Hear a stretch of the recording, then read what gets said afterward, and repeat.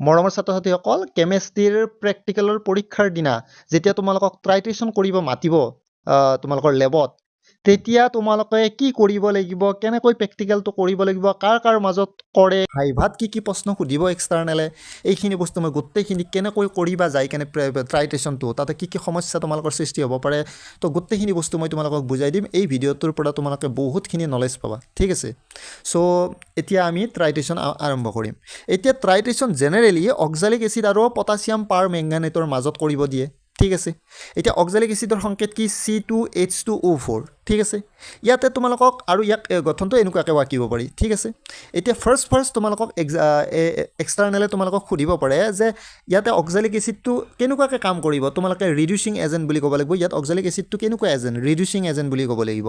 আৰু next question তোমাক সুধিব পাৰে এই যে অক্সালিক এচিড আছে অক্সালিক এচিডত কাৰ্বনৰ জাৰণ সংখ্যা কিমান বুলি সুধিব +3 বুলি ক'ব লাগিব তেতিয়া তুমি উলিয়াই কেনে দিব লাগিব এইগিলা প্ৰশ্ন তোমালোকৰ জেনেৰেলি সোধেই তাৰমানে হৈ গ'ল সো মোৰ অভিজ্ঞতাৰ ফালৰ পৰা তোমালোকক কৈছোঁ আৰু যে পটাছিয়াম পাৰমেংগানেট মানে হ'ব কি kmno4 এতিয়া kmno4ত এক্সটাৰ্নেলে সোধে যে মেংগানিজৰ জাৰণ সংখ্যা জেনেৰেলি কিমান হয় তো তেতিয়াহ'লে তোমালোকে ক'ব লাগিব উলিয়াই দেখুৱাই দিব লাগিব +7 আৰু এক্সটাৰ্নেলে এটা প্ৰশ্ন সোধে তোমালোকক পটাছিয়াম পাৰমেংগানেট এটা কেনেকুৱা এজেণ্ট তোমালোকে লিখিব লাগিব অক্সিডাইজিং এজেণ্ট বুলি লিখিব লাগিব নেক্সট কুৱেশ্যনটো তোমালোকক সোধে এক্সটাৰ্নেলে এই কাৰ মাজত ট্ৰাইটেশ্যনটো কৰিছা আৰু লগতে সেই ট্ৰাইটেশ্যনটো এটা কেনেকুৱা ট্ৰাইটেশ্যন তেতিয়াহ'লে তোমালোকে ক'ব লাগিব এইটো এটা ৰেডক্স ট্ৰাইটেশ্যন কাৰণ ইয়াত অক্সিডেশ্যন ৰিডাকশ্যন দুইটাই হয় তো সেইকাৰণে এইটো এটা ৰেডক্স ট্ৰাইটেশ্যন হয় তো এইটো তোমালোকে ক'ব লাগিব এতিয়া আমি কাৰ মাজত কৰিম তোমালোকক কৈ দিলোঁ এতিয়া কেনেকৈ কৰে সেইটো তোমালোকে চোৱা এতিয়া তোমালোকক কি কৰিব এনেকুৱা পাত্ৰত দুটা পাত্ৰত তোমালোকক কি কৰিব এটাত kmno4 মানে পটাছিয়াম পাৰমেংগানেট আৰু এটাত অক্সালিক এচিড তোমালোকক দিয়াই থাকিব ঠিক আছে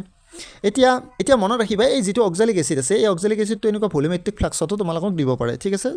যেনেকৈ দিয়া তোমালোকে চাই ল'বা আৰু তো এতিয়া মনত ৰাখিবা এই যে আমাক kmno4 দিছে এই kmno4ৰ যিটো V1ৰ মান ভলিউম অফ kmno4 আৰু যিটো M1ৰ মান মোলাৰিটি অফ kmno4 এই দুইটাই আমি কিন্তু নাজানো এই দুইটা কিন্তু আমি উলিয়াব লাগিব এইটোৱে হ'ল আমাৰ এক্সপেৰিমেণ্ট তাৰমানে যেতিয়া আমাৰ ট্ৰাইটেশ্যন কৰোঁ ট্ৰাইটেশ্যনত আমি কোনটোৰ ভেলু একো নাজানো kmno4ৰ V1 M1 আমি একো নাজানো এক্সপেৰিমেণ্ট কৰি কেনে আমি উলিয়াব লাগিব ঠিক আছে কিন্তু অক্সালিক এচিডৰ যিটো বিকাৰ আছে তাৰে ওপৰত লিখাই থাকিব হয় M/10 নহয় M/20 নহয় M/40 যিটো মোলাৰিটি লিখাই থাকে সেইটো কিন্তু ভালকৈ মাইণ্ডত ৰাখিবা কাৰণ তোমালোকক যিটো দিয়ে সেই মতেহে তোমালোকে কৰিব লাগিব ঠিক আছে কি লিখাই আছে M/20 লিখাই আছে নে M/50 লিখাই আছে এইটো তোমালোকে চাব লাগিব ঠিক আছে তো এতিয়া M2 মানে হ'ব মোলাৰিটি অফ অক্সালিক এচিড এইটোতো বিকাৰটো চাই গম পাবা তাত কি লিখাই আছে যি লিখাই থাকে M/20 হ'লে M/20 লিখিবা M/50 হ'লে M/50 লিখিবা যি থাকে তোমালোকে সেইটো লিখিব লাগিব ঠিক আছে তো এতিয়া তোমালোকে এইটো নিজে জানিবা আৰু এইটো বিকাৰটো দিলে যি থাকে M2ৰ ভেলুটো বহুৱাই দিবা তাৰপিছত ভলিউম অফ অক্সালিক এচিড তোমালোকে অক্সালিক এচিড কিমান ল'বা সেইটো নিজে লোৱা বস্তু অক্সালিক এচিডটো নিজে ল'ব লাগে যদি তুমি 20 ml লোৱা তেতিয়াহ'লে অক্সালিক এচিডৰ ভলিউমটো 20 ml লিখিবা আৰু যদি 10 ml লোৱা তেতিয়াহ'লে অক্সালিক এচিডৰ ভলিউমটো 10 ml ল'ব লাগিব 25 ml যদি পিপেল লোৱা তেতিয়াহ'লে 25 ml তোমালোকে ল'ব লাগিব ঠিক আছে তাৰমানে আমি গম পালোঁ কি অক্সালিক এচিডৰ দুইটা ভেলু M2 আৰু V2 দুইটা ভেলু জানাই থাকোঁ আমি ঠিক আছে অক্সালিক এচিডৰ গোটেইকেইটা ভেলু আমি জানাই থাকিম আৰু kmno4ৰ এটা ভেলু আমি জানা নাথাকিম তো এতিয়া kmno4 উলিয়াব লাগে অক্সালিক এচিডৰ দিয়াই আছে বুলি ধৰি লোৱা তোমালোকে ঠিক আছে তো এতিয়া কেনেকৈ কৰিম এক্সপেৰিমেণ্টটো তো তোমালোকে চোৱা সো এইডালক কয় বুৰেট ষ্ট্ৰেণ্ড আৰু এইডাল যে লিখিছোঁ আমি এইডালক কয় বুৰেট বুলি কয় ঠিক আছে এতিয়া বুৰেটৰ ভিতৰত এইটো যে kmno4 দিলোঁ বুৰেটৰ ভিতৰত সদায় kmno4 ভৰাই ল'ব লাগে একদম 0 দাগলৈকে এইটো 0টো তোমালোকক দিয়া আছে 0 দাগলৈকে ইয়াতে kmno4 ভৰাই ল'ব লাগে ঠিক আছে ধুনীয়াকৈ ভৰাই ল'ব লাগে হৈ গ'ল তাৰপিছত এটা তোমালোকৰ তলত কনিকেল ফ্লাক্স এটা ল'ব লাগে কনিকেল ফ্লাক্সত অক্সালিক এচিড আৰু H2SO4 ল'ব লাগে কিন্তু মনত ৰাখিবা এইবিলাক টিচাৰে বহুত সাৱধান হৈ কেনে তোমালোকৰ প্ৰেক্টিকেলটো কৰে তো তোমালোকে প্ৰেক্টিকেল কৰোঁতে বিৰাট সাৱধান হ'বা যদি এই H2SO4 বহুত ডেঞ্জাৰ হয়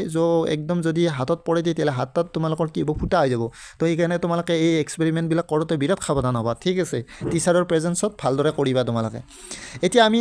ওপৰত ল'লোঁ kmno4 বুৰেটটোত kmno4 ভৰাই ল'লোঁ তলত ল'লোঁ আমি কি অক্সালিক এচিড প্লাছ H2SO4 কিবা এটা নৰ্মেলিটিৰ H2SO4 তোমালোকক ল'ব লাগে এইটো তোমালোকে কিতাপত চাই ল'বা ভালদৰে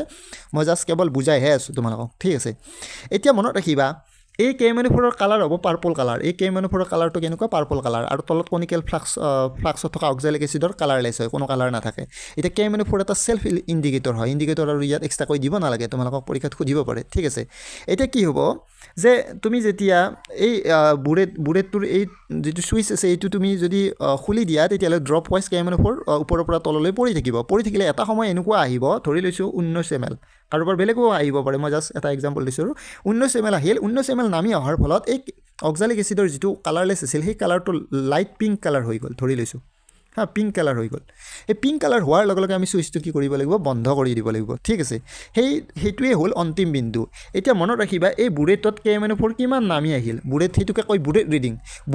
বুৰেট ডালত kmno4 কিমান নামি আহিল ধৰি লৈছোঁ 19 ml নামি আহিল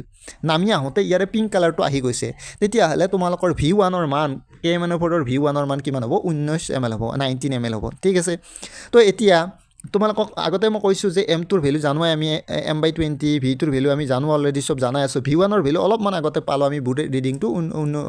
19 ml আমি পাই গ'লোঁ কিন্তু M1ৰ ভেলুটো এতিয়ালৈকে আমি kmno4ৰ M1ৰ ভেলুটো আমি এতিয়ালৈকে জানা নাই তাৰ কাৰণে এটা ফৰ্মুলা ব্যৱহাৰ কৰিব লাগিব V1 M1/2 = V2 M2/5 ব্যৱহাৰ কৰিলে ইয়াতে M1ৰ ভেলুটো পাই যাম আমি V2ৰ M2ৰ আৰু V1ৰ ভেলুটো বহুৱাই দিলে M1ৰ ভেলুটো পাই যাম এনেকৈ ট্ৰাইটেশ্যন কৰি V1 আৰু M1 মানে kmno4ৰ V1 আৰু M1ৰ মানটো ক্যালকুলেট কৰা হয় তো তোমালোকে লিখাখিনি কলেজত যেনেকুৱাকৈ লিখিছা সেইখিনি বস্তু তোমালোকে কি কৰিব লাগিব